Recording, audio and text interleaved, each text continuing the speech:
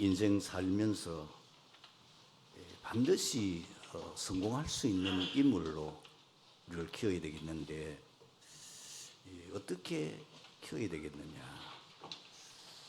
우리 랩런트들에게 우리 부모님들과 특히 교사들이 인생은 순례자의 여정이다.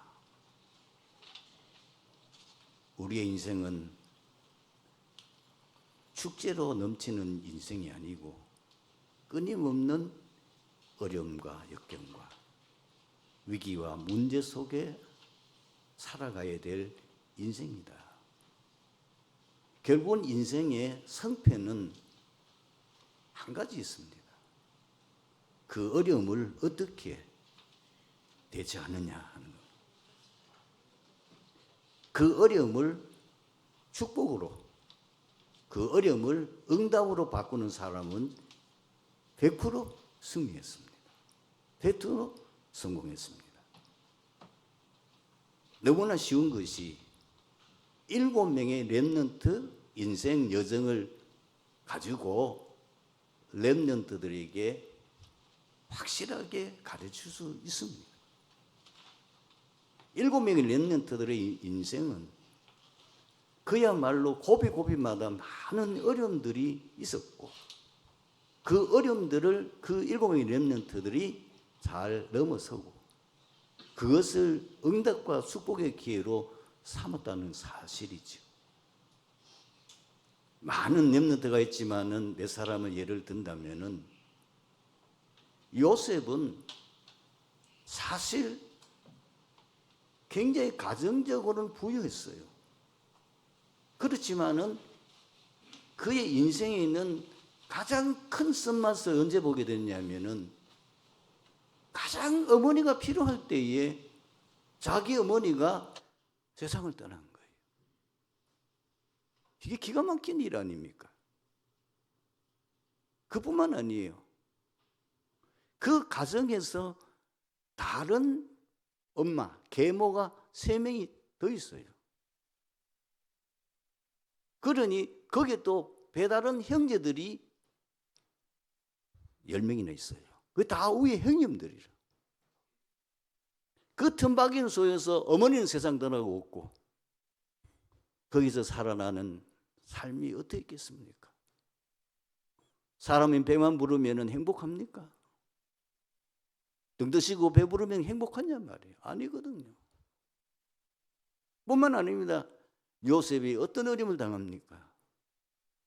아버지의 특별한 사랑을 받으니까 그걸 시기해서 형들이 늘 불평하고 그 요셉에 대해서 늘 불만을 가지고 그 어린 요셉을 늘 괴롭힌 거예요. 나중에는 그 요셉을 너무 시기한 나머지 죽이려고까지 했다가 사실 그 자기 동생을 죽이지 못하고 결국은 노예로 파는 엄청난 비극이 일어납니다. 그의 비극은 그것으로 끝나는 게 아닙니다. 보디발의 집에서 참 하나님의 은혜와 하나님의 축복 속에서 그 보디발의 집을 완전히 살려버리잖아요. 이 요셉 때문에 보디발의 집에 놀라운 역사가 일어났는데 그 주인 보디발이 인정을 했잖아요. 전혀 예상치 않는 어려움이 그에게 닥쳐서 누명을 쓰고 감옥에 들어가는 거예요. 말하자면 부인, 그 주인의 아내를 강간했다는 사건이.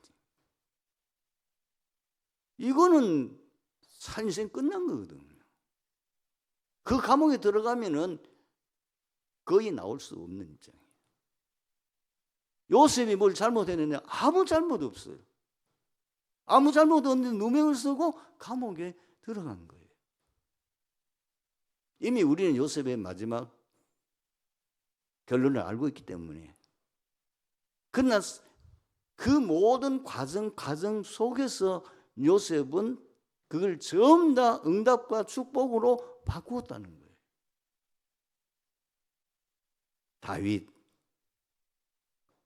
포로 시대의 렘넌트들, 초대교회 250년 동안의 그 무시무시한 박해 속에 예수 믿는 사람들이 수없이 순교당하는 그 고난 속에 얼마나 초대교회 성도들이 힘들고 어려웠으면 지금도 그 초대교회 살았던 흔적이 로마에 가면은 지하 무덤 속에 그걸 카타콤이라고 그러죠. 거기에 초대교회 성도들이 박해를 피해서 지하 무덤 속으로 파고 들어갔는데 그 지하 무덤이 5층, 6층, 8층 미로같이 연결되어 가지고 그 군인들이 잡으러 올 때 그 속으로 숨는데 그 길을 군인들은 잘 모르니까 어느 거 따라가다가 포기한 거예요.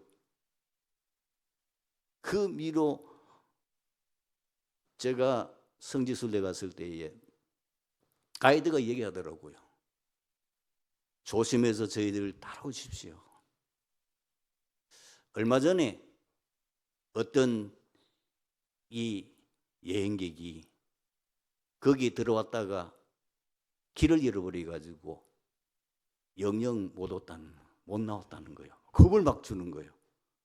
사실 들어가 보니까 뭐 캄캄한 거기인데 이제 거기에 이제 관광객을 위해 가지고 거기에 늘 가는 통로에는 이 불을 켜놨으니까 보이지만은 그 캄캄한 지하 감옥 그 갔다 오면 그것도 무덤인데 거기서 어떻게 애들이 살았겠어요?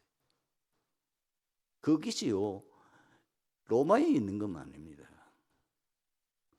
저 북아프리카 알렉산드리아 그리고 저 지금 터키지요 카파도키아 지금도 거기에 그들이 그 무덤 속에서 동굴 속에서 숨어서 살면서 자기 믿음을 지키는 250년이에요. 우리는 이미 결론을 알고 있습니다. 그러나 여러분 실제 그 상황을 당한다면 어떻게 되겠냐 그 말이에요. 내가 만약에 그 입장에 섰다면 여러분 어떻게 하겠어요? 거의 99%는 뭐죠? 원망합니다. 하나님을 원망하고 부모를 원망하거나 환경 탓하고 내가 무슨 잘못을 범해서 내가 무슨 죄가 있었어 나는 왜 인생이 이럴 수밖에 없느냐 거기에서 거의 자살하고 불평하고 원망합니다. 그러면은 절대로 성공할 수 없습니다. 그 어려움을 그 위기를 축복으로 바꿀 수 있어야 돼요. 그 위기를 응답으로 바꿀 수 있는 그 비밀이 있어야 돼요. 그게 뭐냐? 우리는 7명의 렘넌트를 통해서 답을 얻을 수 있습니다. 그 첫 번째가 내 삶 전체는 하나님의 절대 주권이다. 다윗의 고백 어디에 나와 있습니까? 역대상 29장 11절 12절에 나와 있죠. 여호와여 위대하심과 권능과 영광과 승리와 위엄이 다 주께 속하여 싸우니 천지에 있는 것이 다 주의 것이로소이다. 여호와여 주권도 주께 속하여 싸우니 주는 높으사 만물의 머리심이니이다. 구와 귀가 주께로 말미암고 또 주는 만물의 주대가 되사 손에 권세와 능력이 싸우니 모든 사람을 크게 하심과 강하게 하심이 주의 손에 있나이다. 하나님의 절대 주권. 내 인생은 하나님의 절대 주권이에요. 내 삶 이 자체가 하나님의 절대 주권이에요. 그러면 이제 두 번째 답을 얻을 게 뭐냐면 하나님의 절대 계획이 뭡니까? 이걸 찾아야 돼요. 왜 나는 인생은 이렇게 살아갈 수밖에 없습니까? 나는 왜 이런 부분을 만났고 내가 원치 않은 왜 이런 질병과 원치 않은 이런 어려움을 내가 겪어야 됩니까? 그게 하나님의 절대 계획이 뭡니까? 이 질문을 많이 했어야 돼요. 복음으로서 해석하면 됩니다. 예수 믿지 않는 사람에게 어려움 오는 거는 예수 믿고 구원받아라는 하나님의 계획이요. 그럼 나는 예수 믿어서 하나님 자녀잖아요. 하나님의 자녀인데 왜 어려웁니까? 너의 그 과거, 각인 뿌리채를 바꿔라.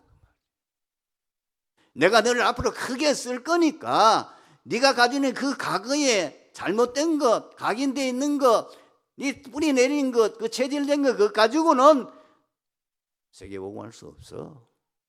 그거 바꾸라는 거예요. 그걸 이루면 찾았네. 하나님께서 나를 왜 게으름 당하느냐? 나를 세계복음화할 렘넌트로 쓰기 위해서 나를 훈련하는 거다. 방법은 뭐냐? 하나님의 인도를 받는 것입니다. 다른 건 답 안 합니다.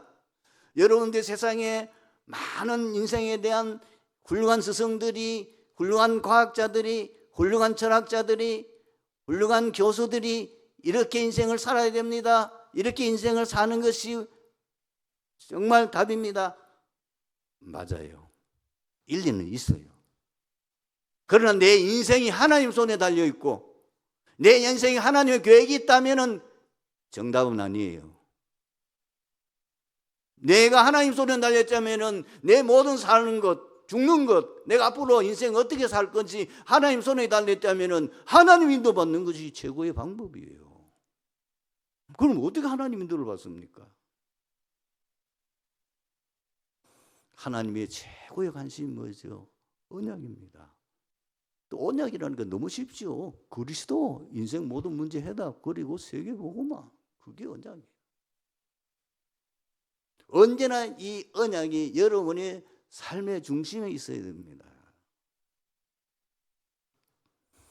항상 우리는 그리스도, 오직 그리스도만이 인생 모든 문제 해답이에요. 하나님은 나를 세계복음화 하려고 특별하게 부르셨고 이 일을 나에게 맡겨주셨다고 하는 그 언약이 항상 내 중심에 있고 언제든지 우리가 기준을 삼을 때는 이 언약을 중심으로 해서 판단해야 돼요. 복음에 유익한지, 이렇게 하는 게 정말 세계복음화의 길인지 항상 그걸 여러분들이 기준을 가지고 생각하는 거예요. 그런데 내가 힘이 없잖아요. 그래서 뭘 약속하셨죠?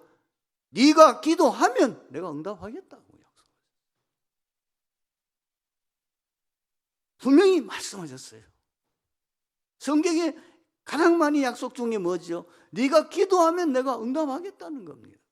너는 내게 부르짖으라. 내가 내게 응답하겠고 내가 알지 못하는 크고 은밀한 일을 내게 보이리라. 우리 힘으로는 지금의 어려움을 극복할 수 없어요. 내 이 한계를 넘어설 수가 없어요. 그래서 하나님이 보좌의 능력으로 역사하시겠다는 겁니다. 그래서 우리는 분명히 내 계획이 하나님 무엇인지 안다면 그것을 언약을 잡고 기도하는 겁니다. 언제까지 기도하면 됩니까? 하나님이 응답 주실 때까지. 분명히 하나님 앞에 기도하면 하나님이 응답을 하세요. 목사님, 나는 아무리 기도해도 응답이 없던데요. 그거는 2부 예배 서론 부분에서 말씀드릴게요. 왜 응답이 없는지. 정말 응답이 없는 겁니까? 응답이 없는 게 아닙니다. 무응답 같지만 응답이 있어요. 왜 내가 언약 짜고 기도하는 점점 더 어려워집니까? 요셉이 점점 더 어려워지잖아요. 그 보디발의 집에서 어느 돈 인정을 받고 이제는 그래서 가정 총무까지 됐잖아요. 그리고 보디발의 집에 하나님 역사만 일어났는데 어느 날 상상을 초월할 만 감옥에 들어가게 아무 잘못도 없는데 이게 웬일이에요? 그 감옥에서 또 술 맡은 간원장 도와줬어요. 자기 사정을 하소연했어요. 그 얘기 들어보니 참 기가 막히거든. 그래, 내가 꼭 복직하면은 근데 이 억울한 그 사정을 내가 왕에게, 임금님에게 말씀해서 너를 거기서 나오게 해주겠다고 굳게 약속했는데 나간 뒤에 아무 소식이 없어. 참 기가 막힌 일이잖아요. 여러분, 반드시 하나님은 우리 기도에 응답하십니다. 응답 없는 것 같이 보일 때도, 응답 없는 정도가 아니고 어려움이 계속 올 때 그게 하나님의 또 더 큰 계획이 있는 것입니다. 응답이 오면 이제는 담대하게 우리가 믿음으로 도전하는 겁니다. 예수님과 니고데모에 대한 동문서답처럼 보입니다. 니고데모가 예수님께 말했습니다. 라비여, 당신은 하나님께로부터 오신 분이십니다. 하나님께서 함께하지 아니하시면 당신이 하시는 이 표적은 아무도 할 수 없기 때문입니다. 보통 같으면 어떤 대답이 나오겠어요? 전혀. 예수님의 대답은 뜻밖이었어요. 진실로 내게 이르노니 사람이 거듭나지 아니하면 하나님 나라를 볼 수 없느니라. 지금 예수님의 대답은 이미 차원을 넘어선 대답이에요. 니고데모가 대답할 때 어떤 대답을 할 것이라고 하는 우리의 상상을 이미 좋은 그 단계를 뛰어넘 예수님은 완전히 니고데모의 영적 상태를 다 알고 있는 거예요. 그리고 그가 앞으로 그런 상태에 있으면 어떻게 될지도 알고 있는 거잖아요. 그걸 두고 한 일이. 니고데모는 전혀 자기는 그걸 생각하지 않아요. 왜냐하면 니고데모는 지난번에 제가 메시지 했는 것처럼 최고의 성공한 사람이에요. 최고의 유대인의 지도자예요. 아마 자기도 그렇게 생각할 겁니다.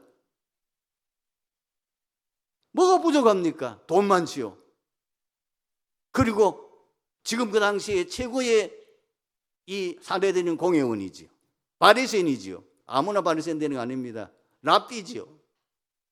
모든 이스라엘 백성들의 유대인에게 존경받는 위치에 있는 이 니고데모. 그러나 예수님 보실 때는 아니에요. 죽을 수밖에 없는 죄인이요. 지옥 갈 수밖에 없는 죄인이요.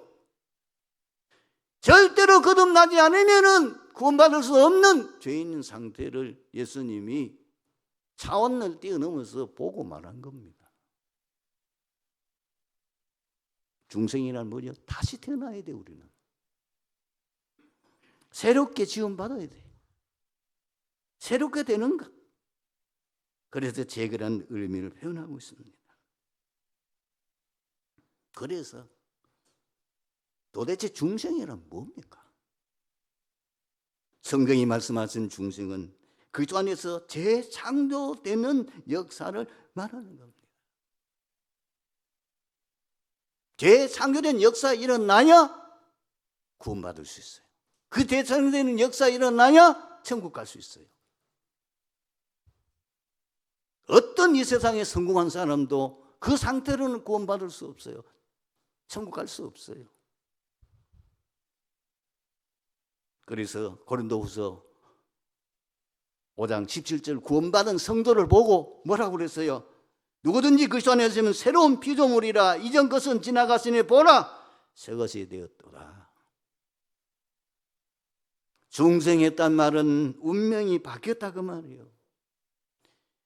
구원받지 못한 사람들은 세상에 성공했든지 지금 자기가 출세했든지 지금 자기가 바쁘든지 자기가 지금 모든 사람이 부러워하는 그런 존경받는 유명 인사든지 상관없습니다. 사단의 12가지 문제 속에 빠져 저주지왕과 멸망받을 수밖에 없어요.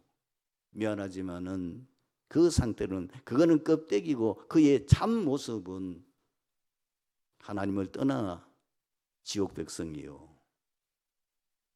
미안하지만은 그 죄의 저주 해결할 수 없어요. 그리고 사단의 종이요 그것 해결할 수 없어요. 예수 그리스도를 믿는 순간에 그 운명이 바뀌어 버렸단 말이에요. 그리고 영적 호적이 완전히 바뀌어 버렸어요. 요한복음 8장 44절에 마귀 자녀에서 이제는 하나님의 자녀가 된 겁니다. 요한일서 3장 2절에 보면 사랑하는 자들아 우리가 지금은 하나님의 자녀라 그랬어요. 호적이 바뀌어버렸어요. 진실로 진실로 내기는 네 말을 듣고 나 보내신 이를 믿는 자는 영생을 얻었고 심판에 이르지 않은 사망에서 생명으로 옮겼느니라. 여러분들은 내가 대단한 사람이라 아니고 볼 수 있습니다. 구원받은 하나님 백성은 대단한 사람이요. 요한계시록에 이렇게 기록되어 있다니까요. 오직 어린 양의 생명책에 기록된 자들만 천국에 들어가요. 예수 그리스도를 구주로 영접하여 하나님의 자녀가 되고 우리가 중생하는 순간 우리의 호적이 마귀의 그 자녀의 호적에서 이제는 하나님의 자녀, 하나님의 생명책 호적에 내 이름이 올라 있는 겁니다. 그 이름이 생명책에 이름이 없으면 아무도 천국 갈 수 없어요. 구원받을 수 없어요. 반드시 예수 그리스도를 통해서 중생해야 그 이름이 생명책에 기록이 된 거고, 여러분들이 예수 믿고 구원받았다면 이미 여러분들은 생명책에 여러분 이름이 기록된 줄 확신합니다. 아무것도 걱정할 수 없어요. 여러분은 하나님의 백성이요, 이 땅의 백성이 아니에요. 마귀의 백성이 아니에요. 하나님의 백성이에요. 자부심을 가지셔야 돼요. 비록 우리가 이 땅에 살 때에 불신받아도 찌질이 못나고 보잘것없이 보여지지만 그거는 겉이에요. 이 육신을 벗는 날에는 달라요. 여러분 껍데기 보고 속지 마세요. 우리는 잘못하면은 진짜 우리의 참모습을 모르고 인생의 참모습이 마귀 자녀요 그리고 하나님의 자녀 두 밖에 없는데 그걸 모르는, 신분이 바뀌었어요. 분명히 우리는 뭡니까? 우리의 신분이 어떻습니까? 하나님께 감사하려다 본래 죄의 종이었더니, 그런데 지금은 어떻습니까? 너희가 이제 그러나 하나님부터 해방받고 하나님께로부터 거룩함을 말미암아 열매 맺었으니 그 마지막은 영생이라. 이제는 우리는 죄의 종에서 하나님의 종으로 우리의 신분이 완전히 바뀌게 된 겁니다. 뿐만 아닙니다. 여러분들이 제가 지금 자꾸 놓쳐서 그러는데 우리에게는 어마어마한 새로운 신분과 권세가 주어졌는데 그 새로운 권세가 주어진 거예요. 분명히 요한복음 1장 12절에 영접하는 자, 그 그림을 믿는 자들은 하나님의 자녀가 되는 권세를 주었다고 그랬어요. 예수 이름으로 여러분들이 사단을 맹하면 사단이 결박된다는 사실이에요. 많은 성도들이 지금 이 어마어마한 권세를 가지고 있는데도 그 권세를 사용할 줄 모르는 거예요. 분명히 요한복음 10장 19절에 그렇게 있잖아요. 뱀과 정갈을 밟으며 원수의 능력을 제할 능력을 권능을 주었노니 결코 너희를 해할 자가 없느니라. 그런데 그러면 중생은 어떻게 이루어집니까? 오늘 본문에 예수님이 뭐라고 말씀하셨습니까? 5절에 진실로 진실로 너희에게 이르노니 물과 성령으로 나지 아니하면 하나님 나라에 들어갈 수 없느니라. 이제 성령은 이해가 되는데 많은 사람들이 물이 뭘까? 이 세례를 말하는 건가? 예, 많은 제가 책을 찾아보고 한 결과 정답을 어디서 찾았냐면은 베드로전서 1장 23절에 나와 있어요. 너희가 거듭난 것은 썩어질 씨로 된 것이 아니요 썩지 않을 씨로 된 것이니 살아있고 항상 있는 하나님의 말씀으로 되었느니라. 하나님의 말씀으로 우리가 거듭나게 돼요. 왜 그렇습니까? 하나님의 말씀이 하나님이에요. 그것이 요한복음 1장 1절이잖아요. 태초에 말씀이 계시니라. 말씀이 하나님과 함께 계셨으니 말씀은 곧 하나님이시니라. 그래서 창세기 1장에 보면 하나님이 천지 만물을 창조하실 때에 뭘로 창조하셨습니까? 말씀으로 창조하셨어요. 모든 만물을 하나님께서 말씀으로 창조하신 것이 분명히 요한이 창세기 1장 1절보다 쭉 그게 기록되어 있잖아요. 성령의 역사는 우리는 잘 압니다. 고린도서 12장 2절에 보면은 누구든지 성령이 아니고는 예수를 주라 시인할 수 없다고 그랬고요. 도대체 그 성령이 어떻게 역사하는지 예수님이 직접 요한복음 14장에서 이렇게 말씀합니다. 26절에 보혜사 곧 아버지께서 내 이름으로 보내실 성령 그가 너희에게 모든 것을 가르치고 내가 너에게 말한 것을 생각나게 하시리라. 복음을 깨달아지는 것은 성령의 역사로 됩니다. 예수님께서 성경을 통해서 이 복음에 대한 비밀을 말씀하셨는데 그것이 내게 생각이 나고 그것이 깨달아지는 것은 성령의 역사로 되어지는 거예요. 또 요한복음 16장 13절에는 이렇게 말합니다. 진리의 성령이 오시면 그가 너희를 모든 진리 가운데 인도하시리니 그가 스스로 말하지 않고 오직 들은 것을 말하며 장래 일을 너에게 알리시리라. 성령의 역사는 살리는 역사요. 어마어마한 비밀이 어디 나옵니까? 요한 창세기 2장 7절입니다. 창세기 2장 7절에 어떻게 나와 있죠? 여호와 하나님이 땅에 흙으로 사람을 지으시고 생기를 그 코에 불어 넣으시니 사람이 생명이 되니라. 거기 나오는 생기는 성령을 말하는 겁니다. 분명히 언어에는 성령의 역사로 우리가 창조되어진 걸 말합니다.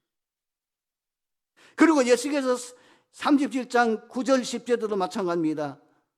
마른 뼈들 그 뼈들 가운데에 하나님께서 예수에게 말씀합니다. 이 뼈들이 살겠느냐 주께서 하시나이다. 네가 그 뼈들을 향하여 말씀을 대어내라.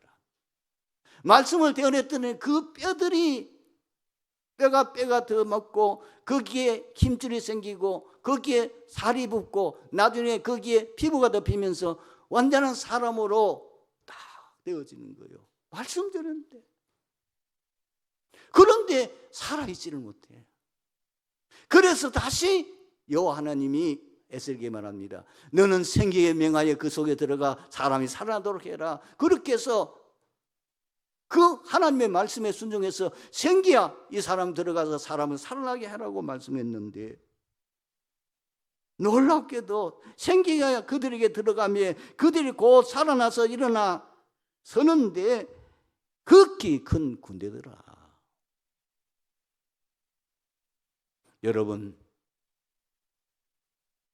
우리가 중생하는 거는요 다른 거로 되는 게 아니고 오직 하나님의 성사님 하나님의 특별한 은혜로 되어집니다. 그래서 에베소서 2장 8절 9절에 너희가 그 은혜를 인하여 믿음으로 말미암아 구원받은 나니 이것이 너희에게서 난 것이 아니요 하나님의 선물이라. 왜? 너희로 자랑하지 못하게 함이라고 했어요. 여러분, 세 번째로 중생의 열쇠는 무엇입니까? 예수를 그리스도로 믿고 영접하는 겁니다. 분명히 창세기 3장 사건에서 저주와 재앙과 멸망 빠진 그들에게 우리에게 다시 우리가 살 수 있는 길을 열으신데 그 언약이 그리스도 아닙니까? 창세기 3장 15절에 여자의 후손, 그리고 창세기 6장 14절에 반드시 방주, 그 방주는 그리스도를 말합니다. 누구든지 그 방주 안에 들어가면 살을 놓아요.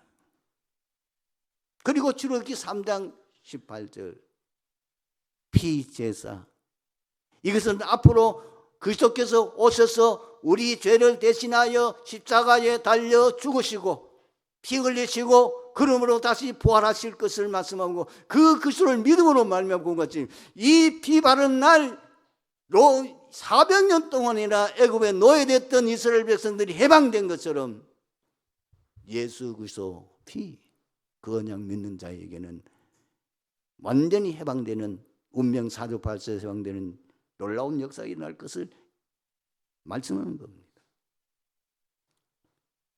이사야서 7장 14절 버전은 보라 처녀가 잉태하여 아들을 낳으니 그 이름이 임마누엘. 구원받은 자는 그 속에 하나님이 함께하는 겁니다.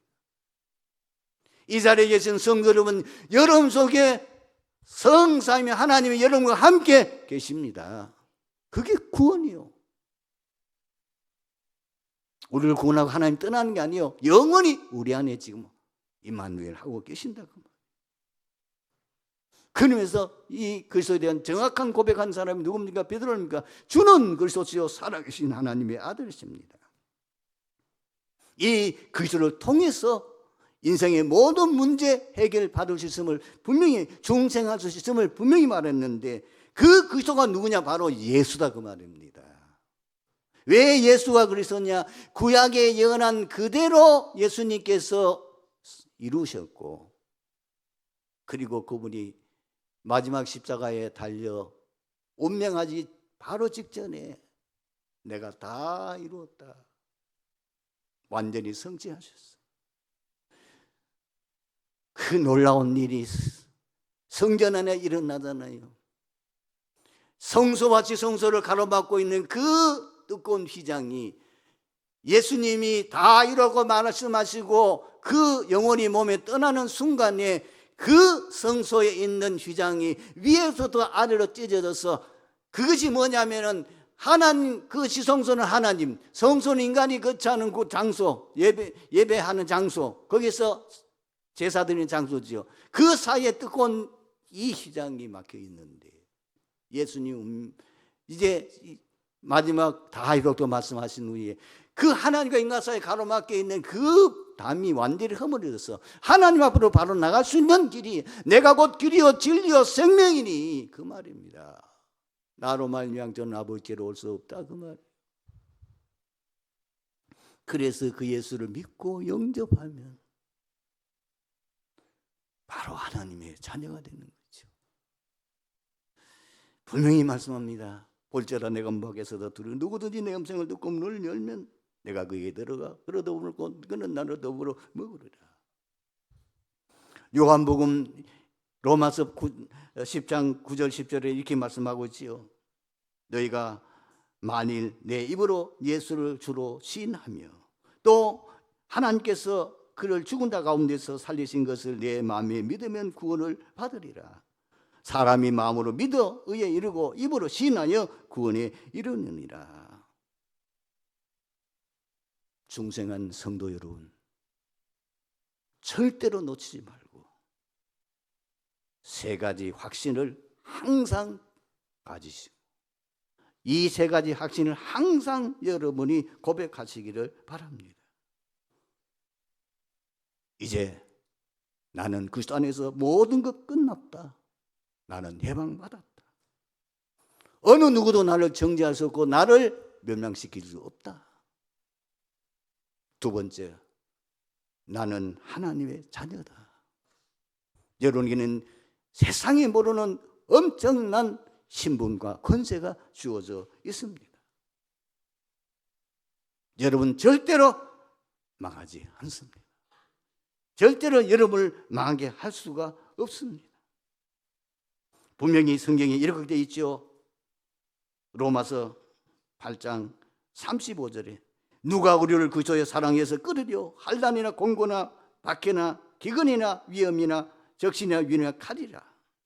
내가 확신하노니 사망이나 생명이나 천사들이나 권세자들이나 현재이나 장래이나 능력이나 높음이나 깊음이나 다른 어떤 피조물이라도 우리를 그리스도 예수 안에 있는 하나님의 사랑에서 끊을 수 없으리라.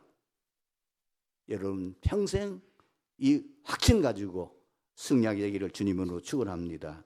아버지 하나님 감사합니다. 오늘 말씀 통해서 이 자리에 참석한 트리니티 교회의 모든 성도들이 나는 분명히 예수 그리스도를 믿음으로 중생한 자요, 그 중생자에게는 이미 내게는 완전히 사주팔자 운명에서 해방받았고 나는 하나님의 자녀의 어마어마한 신분과 권세요, 나는 절대로 망할 수 없는 엄청난 하나님의 축복과 비밀을 가진 자임을 이 사실을 확신하고 늘 현장에서 확실한 자부심 가지고 승리하며 최고로 우리 남은 생에 237나 5천 정도 세계 복음화에 증인으로 쓰임받을 수 있게 축복하옵소서.